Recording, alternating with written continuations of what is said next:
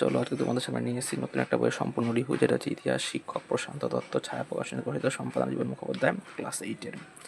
দেখে নেওয়া যাক এই বইয়ের প্রথমেই সূচিপত্র এবং বইটা কেমন করেছে। প্রথমে সূচিপত্র রয়েছে, যেখানে প্রথম অধ্যায় থেকে নবম অধ্যায় পর্যন্ত রয়েছে।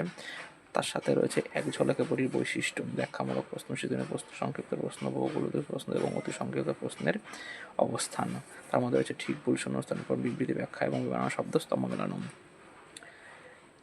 এই বইয়ের প্রথমে আমরা দেখতে পাচ্ছি যে প্রত্যেকটা অধ্যায় সম্পর্কে একটা সংক্ষিপ্ত বর্ণনা দেওয়া রয়েছে। তারপরে রয়েছে শুরুটা হচ্ছে 5 নম্বরের কোশ্চেন দিয়ে।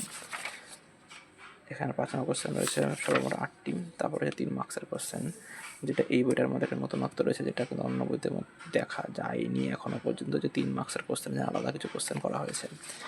এখানে 3 নম্বরের কোশ্চেন রয়েছে তোমাদের হচ্ছে 13টি। তারপরে 2 মার্কসের কোশ্চেন এখানে 15টি রয়েছে, যেটা টপিক এর মধ্যে রয়েছে বা অতি সংক্ষিপ্ত প্রশ্ন।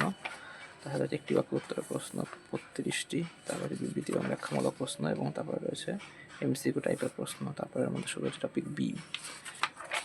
টপিক বি এ রয়েছে আবার সেই 5 মার্কসের কোশ্চেন, তার সাথে রয়েছে 3 মার্কসের কোশ্চেন, তারপরে রয়েছে 2 মার্কসের কোশ্চেন, তারপরে 1 মার্কসের কোশ্চেন। এবার আছে আমাদের টপিক সি। টপিক সি এর মধ্যে রয়েছে 5 মার্কসের কোশ্চেন, 2 মার্কসের কোশ্চেন, 1 মার্কসের কোশ্চেন আছে। এবার আমাদের রয়েছে টপিক থ্রি। টপিক থ্রির মধ্যে সংক্ষিপ্ত বর্ণনা এবং তার সাথে রয়েছে এখানে 5 মার্কসের কোশ্চেন। তারপরে আবার 3 মার্কসের কোশ্চেন রয়েছে। তারপরে 2 মার্কসের কোশ্চেন। এই বইটা সব থেকে বিষয় দেখা যাচ্ছে এই বই, এখানে প্রত্যেকটা ভাগে এ বি সি 3টে ভাগ করা হয়েছে, এবং প্রত্যেকটা চ্যাপ্টারে কিন্তু 3 মার্কসের একটা এক্সট্রা কোশ্চেন দেওয়া হয়েছে, যেটা এই বইটাকে অন্যান্য বইয়ের থেকে কিন্তু আলাদা করেছে। আবার এখানে দেখতে পাচ্ছ তোমরা, এখানে নতুন অধ্যায় টপিক বি, টপিকে 5 মার্কসের কোশ্চেন, আবার 3 মার্কসের কোশ্চেন আছে।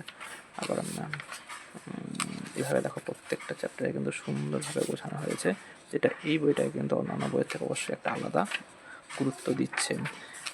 এরপর একটা চ্যাপ্টার আমরা দেখে নেওয়া যাক।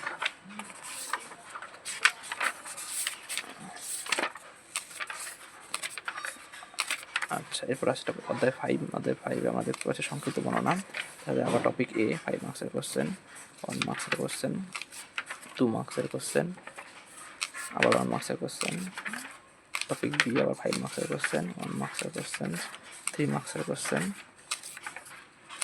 1 মার্কসের কোশ্চেন, এবং আবার প্রত্যেকটা অধ্যায় শেষে রয়েছে বেশ কিছু স্তম্ভ, এবং তার সাথে সম্পূর্ণ বিষয়ের যে ঘটনাপঞ্জি সেটাও কিন্তু বলে দেওয়া আছে। প্রত্যেকটা চ্যাপ্টারে একটা রয়েছে। আবার অধ্যায় 6 এখানেও একইরকমভাবে বইটাকে সাজানো হয়েছে।